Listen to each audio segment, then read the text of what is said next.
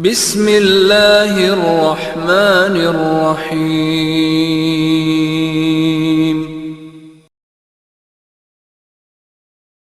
باللہ من الشیطان الرجیم، بسم اللہ الرحمن الرحیم، الحمد للہ رب العالمین، وصلی اللہ علی محمد وآلہ الطیبین الطاہرین المعصومین الذین اذھب اللہ عنہم الرجس وطہرہم تطہیرا۔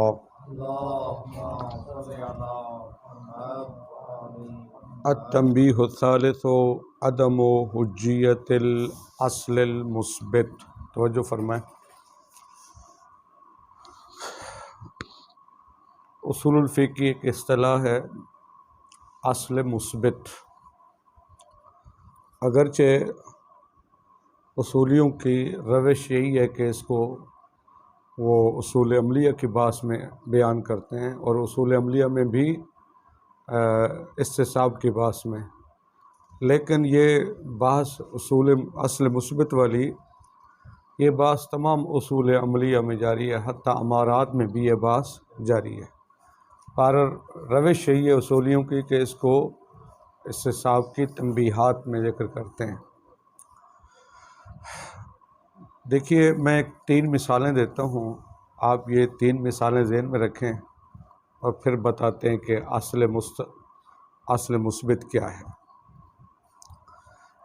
ایک سادہ مثال ہے، بہت سادہ مثال۔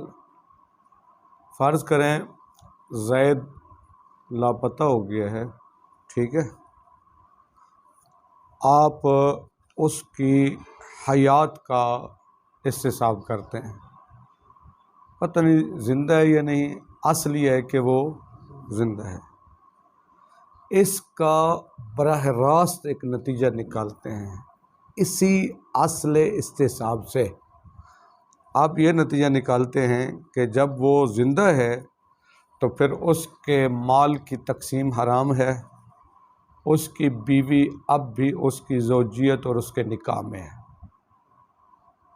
اسی کے ساتھ ایک اور مثال، زید کی عدالت میں آپ شک کرتے ہیں، پہلے عادل تھا، اب شک ہوا ہے کہ عادل ہے یا عادل نہیں ہے۔ اب آپ جب شک کرتے ہیں تو اصالۃ الاستصحاب کیا کہتا ہے کہ وہ عادل ہے۔ یہ اصل جاری کر کے آپ ایک شرعی حکم لگاتے ہیں، جب وہ عادل ہے تو اس کا مطلب نماز میں اس کی اقتدا ہو سکتی ہے، فرض کریں، ٹھیک ہو گیا۔ ان دونوں مثالوں میں ہم نے حکم شرعی کو ڈائریکٹ استصحاب سے حاصل کیا ہے۔ استصحاب کا ڈائریکٹ نتیجہ کیا ہے؟ وہ آپ نے ایک حکم شرعی لگا دیا ہے۔ اس حکم شرعی کو لازم شرعی یا اثر شرعی کہیں، ٹھیک۔ 2 مثالیں اب اور دیتا ہوں۔ یہ جو پہلی 2 مثالیں دی ہیں یہ ایک ہی چیز کی 2 مثالیں، دونوں میں اصالۃ الاستصحاب ہے، اور دونوں میں آپ نے اس اصالۃ الاستصحاب سے ایک اثر شرعی کا اثبات کیا ہے، ٹھیک۔ ایک اور مثال، فرض کریں کہ بچپن میں زید لاپتہ ہو گیا ہے، 25 سال گزر گئے ہیں، ٹھیک ہے جی۔ تو اس کا لازم عادی، عادتاً، دیکھیے ایک ہوتا ہے لازم عقلی، ایک ہوتا ہے لازم عادی۔ لازم عقلی کے مطلب عقل حکم لگاتی ہے، ٹھیک ہے۔ لازم عادی سے مراد عادت مردم، لوگوں کی عادت، عام عادت کا تقاضا یہ ہے، ٹھیک ہے جی۔ جو حکم عقلی ہوتا ہے لا یختلف ولا یتخلف، جو عادت حکم لگاتی ہے وہ بھی عقلاً محال نہیں ہوتا، لیکن عام روٹین یہ ہے کہ وہ بھی لا یختلف ولا یتخلف، ٹھیک ہے جی۔ اسی کے مقابلے میں ہوتا ہے محال عقلی اور محال عادی، ٹھیک ہے جی۔ خیر، مثال دیکھیے، زید لاپتہ ہو گیا، 20-25 سال گزر گئے ہیں، ٹھیک ہے جی۔ اب اس کا لازم عادی یہ ہے، اگر وہ زندہ ہے، ٹھیک ہے، سب سے پہلے آپ کرتے ہیں اس کی حیات کا استصحاب کرتے ہیں۔ پہلے زندہ تھا اب شک پڑ گیا، اصل یہ ہے کہ وہ زندہ ہے، ٹھیک۔ آپ نے زید کی حیات کا استصحاب کیا، اسی استصحاب کا ایک عادی لازمہ یہ ہے کہ جب 25 سال ہو گئے، 20-25 سال ہو گئے گزرے ہوئے، حتماً اب اس کو داڑھی آ گئی ہوگی، ٹھیک ہے۔ اچھا جی، یعنی اس استصحاب کا لازمہ عادی یہ ہے کہ اب اس کو داڑھی آ گئی ہوگی۔ اچھا، اب اگر داڑھی آ گئی ہوگی، اس سے ایک حکم شرعی کا استنباط کرتے ہیں۔ مثلا اس کے باپ نے منت مانی تھی، جب میرے بیٹے کی داڑھی آئے گی میں 1000 روپیہ صدقہ دوں گا، ٹھیک ہے۔ اب اس کے باپ پر واجب ہے وہ کیا کرے، 1000 روپیہ صدقہ دے۔ یہ جو حکم شرعی کا استفادہ ہو رہا ہے، اس کا ڈائریکٹ استصحاب سے تعلق نہیں ہے۔ جس کا استصحاب کر رہے ہیں نا وہ حیات زید، اس کا لازمہ نہیں ہے حکم شرعی۔ استصحاب حیات زید کا لازمہ ہے اس کا چہرے پر داڑھی کا آنا۔ جب چہرے پر داڑھی آ گئی ہے تو اس کا لازمہ یہ ہے کہ حتماً وہ اس کے والد پر واجب ہے کہ وہ جو منت مانی تھی منت پوری کرے۔ پہلے والی مثال اور اس میں فرق دیکھیں۔ پہلے والی مثال میں آپ نے حیات زید کا استصحاب کیا، اس سے ثابت کیا کس چیز کو، پس اس کے مال کو تقسیم کرنا حرام ہے، اور اس کی بیوی اس کی زوجیت میں اور نکاح میں اب بھی ہے۔ وہاں اثر شرعی، حکم شرعی کا ڈائریکٹ آپ نے استصحاب سے استفادہ کیا ہے۔ یہاں کیا ہو رہا ہے، وہ جو حکم شرعی ہے، وہ حکم شرعی کیا ہے کہ اس کے باپ پر واجب ہے 1000 روپیہ صدقہ نکالے۔ اس کے اور اصل استصحاب کے درمیان ایک واسطہ آ گیا ہے۔ وہ واسطہ کیا ہے، وہ ہے لازمہ عادی۔ لازمہ حیات زید کا لازمہ عادی تھا اس کے چہرے پر داڑھی کا اگ جانا۔ چہرے پر داڑھی کا اگ جانا لازمہ ہے کہ اس کے باپ پر واجب ہے، اب وہ کیا کرے، 1000 روپے صدقہ دے چکے، سے منت مانی تھی۔ یہ ہوگی اگلی مثال۔ کہتے ہیں فرض کریں، ایک نئی مثال ہے آپ کے لیے، یہ وراثت کے احکام سے مربوط ہے۔ فقہا فرماتے ہیں، فتویٰ یہ ہے، اگر بیٹا باپ کی زندگی میں فوت ہو جائے تو بیٹے کو باپ کی میراث نہیں ملے گی، ٹھیک ہے۔ نتیجتاً اگر اس کے بیٹے کی آگے اولاد ہے، وہ دادا کی جائیداد ان میں تقسیم نہیں ہوگی، کیونکہ باپ کی موجودگی میں ہی اس کا بیٹا کیا ہوا ہے، فوت ہوا ہے، ٹھیک ہے۔ تو جب بیٹا اپنے باپ کی زندگی میں فوت ہو جائے تو اس کو میراث نہیں ملتی ہے، ٹھیک ہے جی۔ لیکن اگر کیا ہو جائے، باپ پہلے فوت ہو جائے اور بیٹا بعد میں فوت ہو، تو حتماً وہ جب باپ کی وفات ہوگی تو بیٹا اس کی جائیداد کا وارث ہے۔ یہ قاعدہ کلیہ سمجھ میں آ گیا؟ اچھا جی، اب آ جائیں، اب اس شرعی مسئلے کو مد نظر رکھیں۔ اگر کسی شخص کا باپ فروری کے مہینے میں فوت ہوتا ہے اور وہ 1 مہینہ پہلے اس سے لاپتہ ہو گیا تھا، بیٹا لاپتہ ہوا ہے جنوری میں، فروری میں اس کا باپ فوت ہو گیا ہے، ٹھیک ہے۔ تو اب باپ کی میراث کے وقت بیٹا موجود نہیں ہے، لاپتہ ہے، غائب ہے۔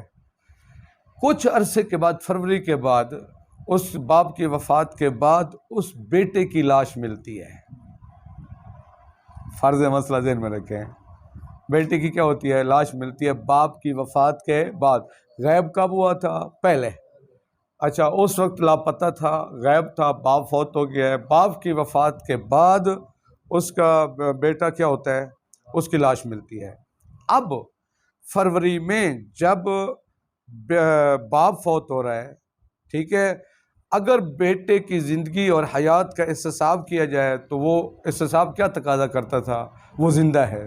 جب زندہ ہے تو اس کا مطلب ہے وہ بیٹا اس کی جائیداد کا حقدار ہے، میراث کا حقدار ہے، کیونکہ فروری میں بیٹے کی حیات کے، فروری میں باپ فوت ہوا ہے نا، تو اس وقت باپ کی جو ہے نا، اس کی وفات کے وقت بیٹے کی حیات کا استصحاب کا لازمہ یہ ہے، اس کا مطلب ہے کہ بیٹا اپنے اس کا لازمہ کیا ہوگا کہ حتماً بیٹا باپ کی وفات کے بعد فوت ہوا ہے. جب باپ کی وفات کے بعد فوت ہوا ہے تو اس کا لازمہ عقلی یہ ہے کہ اس کا مطلب ہے پھر وہ کیا ہوگا بھئی. آپ نے جنوری میں کون فوت ہوا ہے؟ بیٹا لاپتہ ہوا ہے. فروری میں باپ فوت ہوا ہے. بعد میں بیٹے کی لاش ملتی ہے. اب جس دن باپ فوت ہوئے اس دن آپ کریں استصحاب بیٹے کی زندگی کا. بیٹے کی زندگی کا استصحاب کیا کہتا ہے کہ وہ زندہ تھا. ٹھیک ہے نا، کہ وہ زندہ تھا لہذا جائیداد کا حقدار ہے. اس کا لازم عقلی یہ ہے کہ بیٹا باپ کی وفات کے بعد فوت ہوا ہے. جو آپ نے استصحاب جاری کیا ہے فروری میں کہ بیٹا کیا تھا، وہ استصحاب جاری کرنے کا مطلب کیا ہے کہ حتماً بیٹا باپ کی وفات کے بعد فوت ہوا ہے لہذا وہ میراث کا حقدار ہے. تو اب دیکھیے وہ پہلے ہے اس کا یہ نتیجہ نکالنا لازم عقلی، یہ لازم عقلی نکالنا کہ بیٹا باپ کے بعد فوت ہوا ہے. اب جب یہ ثابت ہو جائے گا عقلی طور پر کہ بیٹا باپ کے بعد فوت ہوا ہے تو اس کا لازم شرعی، اس کا اثر شرعی ہے کہ وہ میراث کا وارث ہوگا، جائیداد کا وارث ہوگا. اب یہاں استصحاب حیات زید، فرض کریں وہ جو بیٹا ہے وہ کون ہے؟ زید ہے. استصحاب کے آپ نے زید کی حیات کا، اس استصحاب کا لازمہ یہ ہے کہ وہ باپ کی وفات کے بعد فوت ہوا ہے. پھر اس لازمہ عقلی کا اثر شرعی یہ ہے کہ وہ جائیداد کا وارث ہے. اب دیکھیے اب اثر شرعی، حکم شرعی اور استصحاب کے درمیان کس کا فاصلہ آ گیا ہے؟ حکم عقلی کا. اب آخری لائن کہتے ہیں کہ جب حکم شرعی اور استصحاب کے درمیان کسی اثر عقلی یا اثر عادی کا فاصلہ جائے اسی کو اصل مثبت کہتے ہیں. بس آسان ترین. جب بھی استصحاب اور حکم شرعی، اثر شرعی کے درمیان فاصلہ آ جائے کسی حکم عقلی کا یا حکم عادی کا اسی کو اصل مثبت کہتے ہیں. اب یوں کہیں جو ہے نا استصحاب، معمولی استصحاب جس کی بحث کر رہے ہیں، جس کو اصول عملیہ میں شامل کرتے ہیں، جن کے ذریعے سے آپ حکم شرعی کو ثابت کرتے ہیں، یہ جو عام استصحاب ہے اس میں اور مستصحاب میں کوئی فرق نہیں ہوتا. استصحاب کا ڈائریکٹ نتیجہ اثر شرعی ہے، حکم شرعی ہے. ٹھیک ہے، لیکن اگر درمیان میں فاصلہ آ جائے کس کا؟ حکم عقلی کا یا حکم عادی کا، اس کو اصل مثبت کہتے ہیں. سمجھ آگے بات؟ کلیئر ہو گیا؟ پس استصحاب یہ ہوگا معمولی استصحاب، مستصحب لازمہ حکم شرعی، یہ ہو گیا عام استصحاب، یہ حجت ہے. اصل مثبت کیا ہوگا؟ استصحاب، اس استصحاب کا نتیجہ ایک حکم عقلی یا حکم عادی اور اس کا لازمہ حکم شرعی، اس کو کہتے ہیں اصل مثبت. ٹھیک ہے جی. تو کہتے ہیں مستصحب اور حکم شرعی کے درمیان اگر اثر عقلی یا اثر عادی کا فاصلہ آ جائے اسی کو اصل مثبت کہتے ہیں، اور اصولی اصل مثبت کو حجت نہیں سمجھتے ہیں. اس کی حجیت کے وہ قائل نہیں ہیں. کیوں؟ اب کیوں کا جواب سنیں پھر کتاب کی طرف آتے ہیں. کیوں اصل مثبت حجت نہیں ہے؟ البتہ انشاءاللہ اس کی بڑی تفصیلی بات ہے. بعض اس کو حجت مانتے ہیں لیکن اکثریت جو ہے اصولیوں میں اس کو حجت نہیں مانتے. کیوں؟ وجہ ایک لائن آپ صرف ذہن میں رکھ لیں. استصحاب کے ذریعے سے صرف ان چیزوں کو ثابت کیا جا سکتا ہے جن کا جعل شارع کے اختیار میں ہو. استصحاب کے ذریعے سے صرف ان چیزوں کو ثابت کیا جا سکتا ہے جن کا جعل، جن کا اعتبار، جن کا فرض کس کے اختیار میں ہو. ٹھیک ہے، کس کے اختیار میں ہو؟ شارع کے اختیار میں ہو. کہتے ہیں یہاں استصحاب کا لازمہ وہ چیز ہے جس کا جعل اور فرض شارع کے اختیار میں نہیں ہے. استصحاب کا لازمہ ہے اثر عقلی، اثر عادی. یہ اثر عقلی اور اثر عادی جو ہے یہ امور تکوینیہ ہیں، یہ امور واقعیہ ہیں. کوئی اعتبار کرے تب بھی ہیں، کوئی اعتبار نہ کرے، کوئی فرض اور جعل کرے تب بھی ہے، کوئی فرض اور جعل نہ کرے تب بھی یہ موجود ہیں۔ جو وہ احکام جو استصحاب سے ثابت کیے جاتے ہیں وہ مجعول شارع ہیں، شارع جعل کرتا ہے، شارع فرض کرتا ہے تو وہ ہے، شارع فرض نہ کرے تو وہ نہیں ہوگا۔ استصحاب معمولی میں یہی ہوتا ہے، شارع کہتا ہے بھی اگر تمہیں ایک شے کی طہارت کا یقین تھا، اب شک ہو گیا ہے، شارع کہتے ہیں اسی یقین کو معتبر سمجھو۔ اب شارع کہے معتبر نہ سمجھو تو ہم معتبر نہیں سمجھیں گے۔ جتنے بھی احکام میں شرعیہ ہیں یہ شارع کے جال کرتے ہیں، شارع فرض کرتا ہے، اعتبار کرتا ہے بھی اس کو واجب سمجھو تو ہم واجب سمجھ لیتے ہیں، شارع کہتے ہیں اس کو آپ مستحب سمجھو ہم مستحب سمجھ لیتے ہیں۔ تو چونکہ استصحاب کے ذریعے جو ثابت کی جانا، صرف وہ امور ثابت ہو سکتے ہیں جو شارع جال کرے۔ جو عقلی اور عادی امور ہیں یہ امور تکوینی ہیں، ان کا تعلق واقع سے ہے، یہ کسی جائل کے جال کے محتاج، یہ دلیل ہے، اس وجہ سے کہتے ہیں اصل مثبت حجت نہیں ہے۔ باقی یہ اصل بحث ہے، اور اب دیکھیں ترجمہ کرتا ہوں اس کا میں۔ التنبیہ الثالث عدم حجیت الاصل المثبت، اصل مثبت کی عدم حجیت۔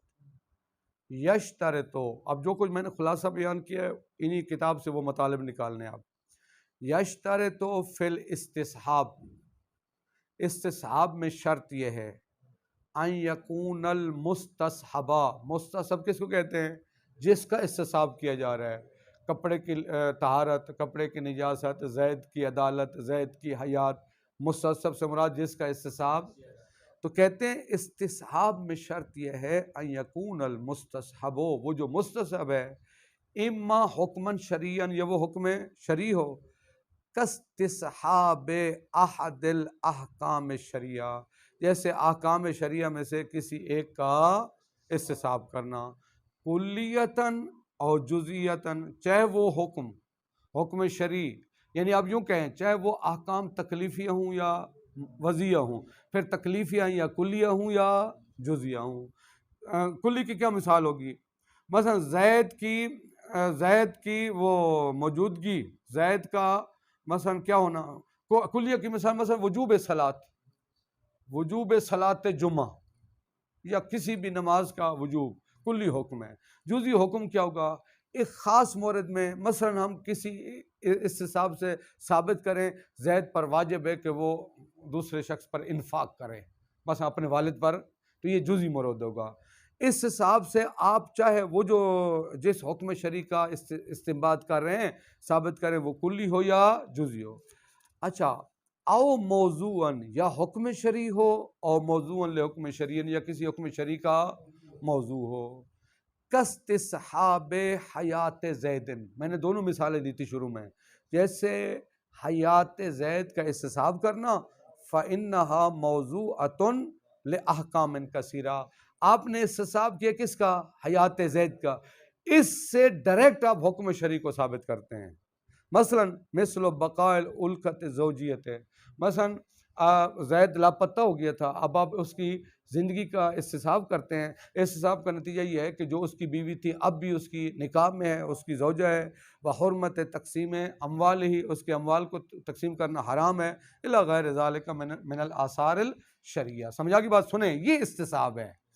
استصحاب کا نتیجہ یا حکم شرعی ہو یا ایسا موضوع ہو جو کیا بن جائے کسی یا کوئی جس کا لازمہ حکم شرعی ہو، یعنی موضوع ہو جو موضوع بنے کسی کا حکم شرعی کا، یہ ہے استصحاب عادی، استصحاب معمولی، عام استصحاب جس کی بات کرتے ہیں اور جس کو اصول عملیہ میں شامل کرتے ہیں۔ تو استصحاب کسے کہتے ہیں؟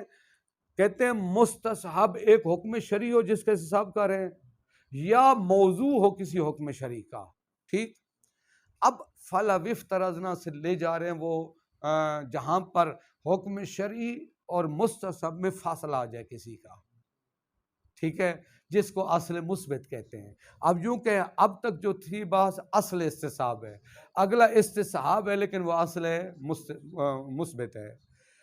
فَلَوِ افْتَرَضْنَا أَنَّ زَيْدًا غَابَ، فرض کرتے ہیں زید لاپتہ ہو گیا ہے، وَلَهُ مِنَ الْعُمْرِ 12 عامًا، اور جب وہ غائب ہوا لاپتہ ہوئے تو اس کی عمر 12 سال ہے۔ فشککنا فی حیات ہی، اب ہم اس کی حیات میں کیا کرتے ہیں؟ شک کرتے ہیں۔ بعد مضی ثلاثت اعوام، اعوام عام کی جمع، عام کا معنی سال، 3 سال گزرنے کے بعد، من غیبت ہی، اس کی غیبت سے، اس کی غیبت سے 3 سال گزرنے کے بعد ہم اس کی حیات میں شک کرتے ہیں، پتہ نہیں زندہ ہے یا نہیں ہے۔ اچھا جی، فلا یصح استصحاب حیات ہی، صحیح نہیں ہے زید کی حیات کا استصحاب کرنا، لغایت اثبات اثرہ العقلی بلوغہ یا بلوغی، مقصد کیا ہو؟ استصحاب حیات کر کے ثابت کر سکے اس کے اثر عقلی کو، حیات زید کا استصحاب کر سکیں، کس کے لیے؟ لغایت اثبات اثر العقلی، اس کے اثر عقلی کو ثابت کرنے کے لیے۔ وہ کیا ہے اس کا؟ بلوغہ، بالغ ہونا، حتی یترتب علیہ آثارہ شریعہ، یہاں تک کہ پھر اس اثر عقلی کا نتیجہ نکلیں آثار شریعہ۔ سنیں، کہتے ہیں اصل مثبت یہ درست، یعنی اس طرح کا استصحاب ٹھیک نہیں ہے۔ کس طرح؟ آپ حیات زید کا استصحاب کریں، مقصد کیا ہو؟ ایک اثر عقلی کو ثابت کرنا، پھر اس اثر عقلی کا لازمہ بن جائیں کچھ آثار شریعہ، احکام شریعہ، یہ درست نہیں ہے۔ سمجھا گی بات نا؟ فلا سے ہو، صحیح نہیں ہے استصحاب حیات ہی، زید کی حیات کا استصحاب کرنا، کس مقصد کے لیے؟ لغایت اثبات اثر العقلی، تاکہ اس کے اثر عقلی کو ثابت کر سکیں۔ اثر عقلی کیا ہے؟ لہذا جب 3 سال پہلے وہ کیا تھا، وہ غائب ہوا تھا، 12 سال کا تھا، 3 سال گزر گیا، اب وہ کتنے سال کا ہو گیا ہے؟ 15 سال کا ہو گیا۔ اس کا لازم عقلی کیا ہے؟ وہ بالغ ہو گیا ہے۔ اس کا لازم عقلی کیا ہے؟ وہ بالغ ہو گیا۔ اب جب بالغ ہو گیا ہے تو اس کے والدین اگر وجوب النفقہ ہیں تو اس کے پر واجب ہے کہ اس کے اموال سے اس کے والدین پر خرچ کیا جائے۔ اب والدین پر خرچ کرنا، انفاق، یہ حکم شرعی ہے، یہ اثر شرعی ہے، یہ ڈائریکٹ مستصحب کا نتیجہ نہیں ہے۔ استصحاب کا نتیجہ ہے ایک اثر عقلی، اثر عقلی کا نتیجہ ہے یہ احکام شرعیہ۔ سمجھ دیکھیے، حتی یترتب علیہ آثار العقلیہ، تاکہ اس کے اوپر آثار عقلیہ ہو، آثار ہو، اس کے آثار عقلیہ وہ کیا ہو سکتے ہیں؟ من وجوب الانفاق من مالہ علی والدہ، یعنی فرض کر لیتے ہیں والدین غریب ہیں۔ دیکھیے شرعی مسئلہ کیا ہے، اگر اولاد غریب ہو، والدین روزگار ہیں، تو والدین پر واجب ہے اولاد کا نفقہ، اور اگر مسئلہ اس کے برعکس ہو، والدین فقیر اور غریب ہوں، اولاد کے پاس مال موجود ہے، تو اولاد پر واجب ہے والدین کا نفقہ۔ اب اس زید کا مال کافی پڑا ہوا ہے، ادھر سے والدین غریب ہیں، تو 15 سال کے بعد جب یقین ہو جائے گا کہ وہ بالغ ہے تو اس کا اثر شرعی ہے، اس کے مال سے والدین پر انفاق کیا ہے؟ واجب ہے۔ ٹھیک ہے، اب یہاں پر حکم شرعی اور مستصحب میں فاصلہ آ گیا اثر عقلی کا، اسی کو اصل مثبت کہتے ہیں، اسی کو فالمراد من الاصل المثبت۔ اب توجہ فرمائیں، اصل مثبت سے مراد ہوا اجراء الاستصحاب، استصحاب کو جاری کرنا، اثر شرعی کو ثابت کرنے کے لیے نہیں، لاثبات الاثر العقلی، تاکہ اس کے ذریعے ایک اثر عقلی کو ثابت کیا جا سکے، اول عادی یا اثر عادی۔ کس کے اثر عقلی؟ اثر عادی، مستصحب کا۔ سمجھ آگی بات؟ یہ ہے اصل مثبت سے مراد، یہ بھی لین اصل مثبت کی تعریف یہی ہے، کہتے ہیں کہ استصحاب کو جاری کریں تاکہ اس کے ذریعے سے آپ کسی اثر عقلی یا اثر عادی کو ثابت کر سکیں، پھر اس اثر عقلی یا اثر عادی کا لازمہ ایک حکم شرعی ہو۔ ٹھیک ہے، یہ ہو گیا۔ یہ اچھا، یہ انہوں نے مثال دی ہے اس کی، کس کی؟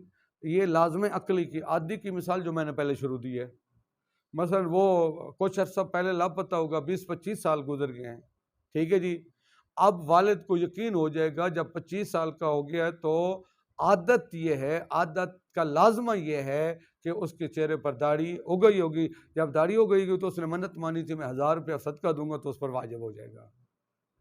اب یہاں پر بھی سنیں، اصل استصحاب اور حکم شرعی کے درمیان اثر عادی کا فاصلہ آ گیا ہے. ٹھیک ہے، تو اب آپ خلاصہ تعریف اصل مثبت، جب بھی مستصحب اور حکم شرعی کے درمیان کس کا فاصلہ آ جائے، کسی اثر عقلی یا اثر عادی کا، اس کو کہتے ہیں اصل مثبت. ذهب المحققون الى عدم صحته. سنیں، محققین اصولی اس طرف گئے کہ اصل مثبت حجت نہیں ہے. یعنی کیا مطلب؟ اصل مثبت کے ذریعے آپ حکم شرعی کا استصحاب نہیں کر سکتے ہیں.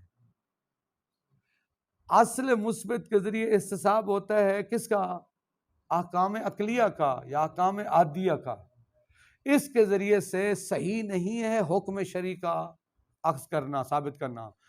آپ مقام افتاء میں، مقام اجتہاد میں نہیں کہہ سکتے کہ جناب یہ جو بلوغت کے بعد اب اس پر اس کے والدین کا وہ نفقہ واجب ہو گیا ہے. اس کو اصل استصحاب سے ثابت آپ نہیں کر سکتے. آپ یہاں پر اس حکم شرعی کی دلیل استصحاب قرار، کیوں؟ اس وجہ سے یہ استصحاب اصل مثبت ہے اور اصل مثبت حجت نہیں ہے. کہتے ہیں صحیح نہیں ہے. کیوں؟ توجہ فرمائیں، استصحاب مستصحب کا نتیجہ کیا ہے؟ اثر عقلی یا اثر عادی. لأن الآثار العقلیۃ، کیونکہ جو آثار عقلیہ ہیں جو ڈائریکٹ نتیجہ ہیں کس کا؟ بولیں، استصحاب کا. وَإِن كَانَتْ أَثَرًا لِنَفْسِ الْمُتَيَقَّنِ، اگرچہ یہ اسی متیقن حیات زید، متیقن سے مراد حیات زید کا لازمہ ہے، اس کا اثر ہے. وَلَكِنَّهَا لَيْسَتْ آثَارًا شَرْعِيَّةً، لیکن یہ اس کے آثار شریعہ میں سے، جبکہ پہلی لائن ہم نے کیا بتایا تھا؟ استصحاب میں شرط ہے کہ مستصحب یا حکم شرعی ہو یا موضوع ہو کسی حکم شرعی کا. سمجھا کی بات؟ مطالب کو آپس میں ملائیں. آثار عقلیہ اگرچہ خود اس متیقن حیات زید کا اثر ہیں، لیکنہا لیست آثارا شریعہ، لیکن وہ آثار شریعہ نہیں ہیں. بل آثار تکوینیت غیر خاضعۃ للجعل والاعتبار. یہ جو آثار عقلیہ اور عادیہ ہوتے ہیں یہ تکوینی ہوتے ہیں، یہ حقیقی ہوتے ہیں، یہ جال اور اعتبار کے تابع نہیں ہوتے. خاضع کا مطلب کیا کریں؟ تابع. ٹھیک ہو گیا؟ والآثار الشرعیۃ، اور وہ آثار شرعیہ المترتبۃ علی تلک الامور العادیہ والعقلیہ، جو لازمہ ہیں ان امور عادیہ اور امور عقلیہ کا. وَإِن كَانَتْ خَاضِعَةً لِلْجَالِ، وہ آثار عقلیہ جال اور اعتبار کے تابع ہیں. کیونکہ ہم نے کہا جتنے بھی امور شرعیہ ہیں، احکام شرعی ہیں، وہ شارع کے جال کے تابع ہیں. لکنہا لیست آثارا للمتیقن، توجہ فرمائیں، وہ متیقن جو حیات زید ہے اس کے آثار نہیں ہیں. حیات زید سے آپ نے ڈائریکٹ نتیجہ نہیں نکالا ہے ان آثار شریعہ کا. حیات زید سے آپ نے نتیجہ نکالا ہے حکم عقلی یا حکم عادی کا، پھر اس کا نتیجہ ہے کون؟ حکم شرعی. تو احکام شریعہ اگرچہ یہ قابل جال ہیں، قابل فرض ہیں، لیکن لیست آثار للمتیقن، یہ متیقن کے آثار نہیں ہیں. وہ متیقن الذی امرنا الشارع بے ابقائی، جس کے ابقاء کا شارع نے ہمیں امر کر رکھا ہے، اور وہ تنزیلہ، اور ہمیں حکم دے رکھا ہے کہ تنزیلہ مشکوک ہی منزلۃ الیقین، کہ جب آپ کو متیقن کے بعد شک ہو جائے تو مشکوک کو آپ یقین کی جگہ پر سمجھیں. یعنی ابقاء ما کان، یعنی یقینی حالت کو یہ ان آثار میں سے نہیں ہے. یعنی کیا مطلب؟ خلاصہ یہ یہاں پر احکام شریعہ ڈائریکٹ استصحاب سے ثابت نہیں ہو رہے. کس سے ثابت ہو رہے ہیں؟ ان احکام عقلیہ سے، اور احکام عقلیہ قابل جال. بے دیکھیے، آپ استصحاب کریں یا نہ کریں آثار عقلیہ ہیں. 3 سال کے بعد آپ زید کی حیات کا استصحاب نہ بھی کریں تو حتماً وہ بالغ گئے. نقطہ سمجھ آیا؟ وہاں آثار عقلیہ اور آثار عادیہ آپ کے استصحاب کے محتاج، استصحاب نہ بھی کریں وہ جو آثار عقلیہ ہوتے ہیں وہ موجود ہوتے ہیں، کوئی اعتبار کرے یا کوئی فرض اور جال کرے یا نہ کرے۔ لہٰذا اصل مثبت میں چونکہ استصحاب کے ذریعے سے ڈائریکٹ حکم شرعی کو ثابت، لہٰذا اس کو یہ حجت نہیں ہے، ٹھیک ہے جی۔ یعنی زیادہ سے زیادہ استصحاب کا نتیجہ ہے وہ آثار عقلیہ، آثار عقلیہ کسی کے جال کے محتاج ہی نہیں ہے، استصحاب نہ بھی کریں تب بھی وہ ثابت ہے وہ آثار، ٹھیک ہے جی۔ وَإِلَيْكَ مِثَالًا آخر، ایک اور مثال آپ کی خدمت میں پیش کرتے ہیں۔ مثلا اذا تعبدنا الشارع، تعبدنا، جب شارع ہمیں پابند بنا دے بے ابقاء شہر رمضان او عدم رؤیت ہلال شوال فی یوم شک، فرض کریں 29 دن گزر گئے کس سے؟ شعبان کے، 30واں دن ہو گیا، اب شعبان کی بقا میں شک ہے۔ پہلے 29 دن علم تفصیلی ہے کہ وہ 29 دن پہلی سے لے کر 29 تک یقین ہے، علم تفصیلی ہے کیا؟ شعبان ہے۔ اب یہ جو یوم شک ہے 30واں دن، یہ کیا ہو گیا؟ شک۔ شارع کہتے ہیں تو مسالۃ الاستصحاب بقائے شعبان جاری کرو، ٹھیک ہے۔ اب فَإِذَا ضُمَّ، یعنی شارع نے ہمیں پابند بنا دیا کس کا؟ آج اس کو شعبان کا 30واں روزہ سمجھو۔ فَإِذَا ضُمَّ هَذَا التعبد، دیکھیے تعبد کیا ہے؟ شارع نے کہا ہے تم 30ویں دن کو بھی شعبان سمجھو، اس کو ملائیں العلم القطعی، علم قطعی، علم تفصیلی۔ کیا علم تفصیلی ہے؟ کہ اس سے پہلے جو یکم سے لے کر 29 دن گزرے ہیں وہ کیا ہیں؟ شعبان کے تھے۔ ادھر 30ویں دن شارع نے کہا ہے اس کو شعبان سمجھو، پہلے 29 دن علم تفصیلی ہے، یعنی اس تعبد کو ملائیں آپ علم قطعی کی طرف۔ اس تعبد سے مراد وہ جو استصحاب کے ذریعے شارع کہتے ہیں آج کا دن تم اس کو 30 شعبان ہی سمجھو، شارع نے ہمیں پابند بنا دیا، اس کو ملائیں کس کی طرف؟ علم القطعی کی طرف۔ وہ کیا ہے؟ علم قطعی ہے بمضی 29 یوما من اول الشہر قبل هذا اليوم، وہ یہ ہے کہ آج کے دن سے پہلے جو 29 دن گزر گئے ہیں حتماً وہ جو خط ہے ہمیں وہ کس کے ہیں؟ شعبان کے، اس کے ساتھ ملائیں آج کے دن کو جس کا پابند ہمیں کس نے بنایا، ان دونوں کو ملائیں، نتیجہ کیا ہوگا؟ 30 دن کے بعد 31واں دن حتماً عید کا دن ہے نا۔ اب وہ مثال اس کو لے جائیں جو انہوں نے مثال دی ہے ماہ رمضان کی، اشتباہ میں نے اگر شعبان کی مثال دی ہے، یکم رمضان سے 29 رمضان المبارک تک۔ اچھا اب 30واں دن بھی یوم شک ہے نا، رمضان کا آخری دن بھی یوم شک ہوتا ہے، یوم شک ہے، ٹھیک ہے جی۔ اب شارع نے کہا ہے اصالت الاستصحاب جاری کرو، اب بھی رمضان المبارک باقی ہے، ٹھیک ہے۔ جب باقی ہے شارع نے پابند بنا دیا 30ویں دن کو تم ماہ رمضان سمجھو، ادھر سے علم قطعی ہے کہ پہلی سے 29 تک وہ ماہ رمضان تھا، ان کا علم تفصیلی 30ویں دن کے بارے میں شارع نے پابند بنا دیا، ان کو آپس میں ملائیں تو اس کا نتیجہ یہ ہے کہ 31واں دن کیا ہوگا؟ عید الفطر ہوگا۔ یہ بات کرنا چاہ رہے ہیں، توجہ فرمائیں۔ کہتے ہیں اذا ضم هذا التعبد، جب اس تعبد کو ملا دیں، ضمیمہ کر دیں، کس تعبد کو؟ اصالت الاستصحاب کے ذریعے شارع نے کہا آج بھی تم اس یوم شک کو 30واں دن رمضان سمجھو، اس تعبد کو ملائیں العلم القطعی، جو آپ کو علم قطعی ہے کس چیز کا؟ بمضی 29 یوما من اول الشہر قبل هذا اليوم، اس سے پہلے جو 29 دن حتماً اس سے پہلے 29 دن گزر گئے اور وہ سارے کے سارے کس کے تھے؟ یعنی 29 دن کے بارے میں یقین ہے کہ وہ ماہ رمضان ہے، 30واں دن شارع نے پابند بنا دیا، اس کو تم کیا کرو؟ ٹھیک ہے، یعنی آج کا دن بھی کیا ہے؟ اب 29 دن علم قطعی، 30واں دن شارع کی طرف سے تعبد، اس کا لازمہ کیا ہے؟ لازمہ عقلی یہ ہے، اس کا لازمہ ہے عقلی ہے کہ اگلے دن کیا ہوگا؟ عید ہوگا۔ اگلا دن عید ہے وہ لازمہ عقلی ہے، جب عید ہے تو اس دن روزہ رکھنا حرام ہے، آثار شریعہ، جب عید ہے تو فطرانہ واجب ہے، وہ آثار شریعہ۔ اب اس استصحاب کا نتیجہ ایک لازمہ عقلی، لازم اثر عقلی، اثر عقلی کا نتیجہ ہے احکام شریعہ۔ سمجھا گی بات؟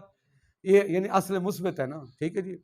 کہتے ہیں یلازمہ الاثر العادی، وہ 29 دن علم قطعی، 30واں دن کو شارع نے پابند بنایا، اس کا لازمہ، اس کا اثر عادی کیا ہے؟ وہ کون الیوم التالی ہوا عید الفطر، کے بعد والے دن کیا ہے؟ عید الفطر ہے۔ اب سنیں وہ جو روزہ رکھنا حرام ہے اگلے 31ویں دن، فطرہ واجب ہے، کیا ہم اس حکم شرعی کو کہہ سکتے ہیں کہ اس حساب سے ثابت کیا ہے؟ کہتے نہیں کہہ سکتے ہیں۔ کہتے ہیں فَحَلْ يَتَرَتَّبُ عَلَى ذَلِكَ الْأَثَرِ الْعَادِّ، کیا اس اثر عادی پر مترتب ہوتا ہے؟ بریکٹ میں لکھا ہے اثر عادی سے مراد الملازم للاستصحاب، جو لازمہ ہے کس کا؟ استصحاب کا۔ کیا اس اثر عادی کا نتیجہ نکلتا ہے الاثر الشرعی، اثر شرعی؟ وہ کیا؟ من صحت صلاۃ الفطر، آپ نماز پڑھ سکتے ہیں، روزہ رکھنا حرام ہے، ولزوم اخراج الفطرہ بعد الہلال، چاند نظر آنے کے بعد فطرہ نکال سکتے ہیں، وناوہا، مثلا روزہ رکھنا وغیرہ حرام ہے۔ سمجھا کی بات؟ اب یہاں پر صاحب کتاب نے اس کو عادی کی مثال دی ہے، عادت کی مثال دی ہے، یعنی استصحاب کا نتیجہ ہے ایک اثر عادی، وہ کیا ہے کہ 30 دن گزر گیا، اگلا دن عید کا ہے۔ اب جب اگلا دن عید کا ثابت ہو گیا اثر عادی کے ذریعے، اثر عادی نتیجہ ہے استصحاب کا، استصحاب کے مرہون منت اثر عادی، اثر عادی کا نتیجہ حکم شرعی۔ کیا کہہ سکتے ہیں کہ حکم شرعی کا استنباط ہم استصحاب کے ذریعے کریں؟ کہتے نہیں کر سکتے ہیں۔ فالتحقیق انہ لا یترتب علی الاستصحاب، نتیجہ یہ کہ یہ جو احکام شرعیہ ہیں یہ استصحاب کا نتیجہ نہیں۔ سمجھا کی بات نا؟ تحقیق یہ ہے انہ لا یترتب علی الاستصحاب، انہ کا مرجع ہے وہ احکام شرعیہ، یہ استصحاب کا نتیجہ نہیں ہے۔ انہ لا یترتب علی الاستصحاب الاثر العادی۔ سنیں، ہم یہ کہتے ہیں، بنیادی یہ بات کہتے ہیں، اصلاً اثر عادی کا آپ استصحاب نہیں کر سکتے ہیں، چونکہ اثر عادی اور اثر عقلی ہوتے ہیں امور خارجیہ واقعہ تکوینیہ میں سے، وہ کسی استصحاب کا مطلب ہے فرض کرنا، جعل کرنا، وہ کسی جعل کے محتاج نہیں ہے۔ کہتے ہیں تحقیق یہ ہے کہ انہ لا یترتب علی الاستصحاب، فاعل آگے آ رہا ہے یترتب کا، علی الاثر العادی، اصلاً استصحاب سے آپ اثر عادی کا استصحاب وہ نتیجہ نہیں نکال سکتے، حتی یترتب علیہ الاثر الشرعی، تاکہ اس کا نتیجہ بن سکے اثر شرعی۔ کیوں؟ لأن الذی تعبدنا الشارع، وہ چیز جس کا شارع نے ہمیں پابند بنایا ہے، بے ابقائہ، وہ ابقائے رمضان کے ذریعے سے، بے ابقائہ یعنی اس کے ابقاء سے، لأن الذی تعبدنا الشارع بے ابقائہ، شارع نے جس ابقاء کا ہمیں پابند بنایا ہوا بقاء شہر رمضان، وہ صرف کیا ہے کہ ماہ رمضان باقی ہے، عدم رؤیت ہلال شوال، شوال کا چاند نظر نہیں آیا۔ ٹھیک ہے جی؟ سنیں اب فلسیانت تعبد الشارع عن اللغویہ، تاکہ تعبد شارع لغویت سے بچ سکے، تاکہ تعبد شارع لغویت سے محفوظ ہو سکے، یترتب علی کل اثر شرعی علی ہذین المستصحبین۔ دیکھیے پھر ان دونوں استصحابوں کا، کون سے دو استصحاب؟ کہ ابقاء ماہ رمضان اور عدم رؤیت ہلال شوال، شارع نے پابند بنا دیا اس اثر شرعی کا، وہ اثر شرعی جو مترتب ہے ان دو استصحابوں کا۔ وہ کون سے دو استصحاب ہیں؟ کہ ماہ رمضان باقی ہے اور ہلال شوال کی رؤیت نہیں ہوئی ہے۔ لل اثر العادی، سنیں اصل میں کہنے چاہ رہے ہیں کہ یہاں لغویت سے بچنا ہے۔ فلسیانت، بارہ سنیں، فلسیانت تعبد الشارع عن اللغویہ یترتب کل اثر شرعی، تاکہ شارع کا تعبد لغویت سے محفوظ رہ سکے، یترتب کل اثر شرعی، ہر اثر شرعی نتیجہ نکلتا ہے ان دو استصحابوں کا، لل اثر العادی، نہ کہ اثر عادی۔ کیوں؟ لأنہ، جو اثر عادی ہوتا ہے، غیر خاضع للجعل والاعتبار، وہ جعل اور اعتبار کے تابع نہیں ہے۔ فَإِنَّ الْأُمُورَ التَّكْوِينِيَّةَ، یہ جو اثر عادی ہے یہ ہے امور تکوینیہ میں سے، اور جو امور تکوینیہ ہوتے ہیں تدور و مدار الواقع، وہ واقع کے ارد گرد گھومتی ہیں، وہ کسی جائل کے جال کی محتاج نہیں ہوتی ہیں۔ سمجھا کی بات؟ اما الاثار الشرعیۃ المرتبۃ علی ذلک الاثر العادی، وہ آثار شرعیہ جو نتیجہ ہیں کس کا، جو مترتب ہوتے ہیں اس اثر عادی پر، فہیا، اگرچہ وہ آثار شرعیہ وَإِنْ كَانَتْ خَاضِعَةً لِلْجَالِ وَالْاعْتِبَارِ، وہ جال اور اعتبار کے تابع ہیں، لیکنہا لیست اثرا مترتبا علی ما تعبدنا الشارع ببقاء، سنیں، شارع نے جس کے ابقاء کا ہمیں حکم دیا ہے یہ آثار شرعیہ اس کا لازمہ نہیں ہے۔ بھئی شارع نے کس چیز کا پابند بنایا کہ آج ماہ رمضان کا آخری دن ہے، وہ صرف یہی احتساب ہو سکتا ہے، لہٰذا اگلے دن عید کا دن ہے، اگلے دن فطرانہ واجب ہے، وہ اس حساب سے اس کا کوئی تعلق، وہ یہ کہنا چاہ رہے ہیں، کہتے ہیں کہ لکنہا لیست اثرا مترتبا علی ما تعبدنا الشارع بابقائہ، یہ احکام شرعیہ، کون یہ احکام شرعیہ، یہ نتیجہ نہیں ہے اس کا جس کا شارع نے ہمیں جس کے بقا کا پابند بنایا ہے۔ وہ کس کے بقا کا پابند بنایا ہے؟ وَهُوَ کون اليوم شہر رمضان اور عدم کون من شوال، شارع نے ہمیں کس چیز کا پابند بنایا ہے کہ آج ماہ رمضان کا دن ہے اور شوال کی رویت نہیں ہوئی ہے۔ اس کا اثر کیا بنتا ہے؟ اس کا اثر عادی یہ ہے کہ آج 30واں دن ہے، کل حتماً ماہ رمضان نہیں ہوگا۔ اس کا اثر عادی کیا ہے کہ کل یہ 30 دن ماہ رمضان 30 دن سے زیادہ، لہذا کل عید کا دن ہے۔ زیادہ سے زیادہ اس ابقاء سے جو شارع نے جس کا پابند بنایا ہے اس سے یہ چیز اثر عادی ثابت ہوتا ہے، وہ احکام شرعیہ اس سے ثابت نہیں ہوتے۔ نام استثناء بعض المحققین من اصل المثبت مواردہ، کہتے ہیں کہ محققین نے اصل مثبت سے چند موارد کا استثناء کیا ہے، تطلب من الدراسات الاولیاء، وہ بڑی انشاءاللہ کتابوں میں پڑھیں گے۔ مثلا کہتے ہیں کہ اگر اصل مثبت خفی ہے، اتنی پوشیدہ ہے کسی کو معلوم بھی نہیں ہے، پھر شاید وہ حجت بن سکے۔ بہرحال ان کی بات سے انشاءاللہ تعالی اگلی کتابوں میں، وصلی اللہ علی محمد۔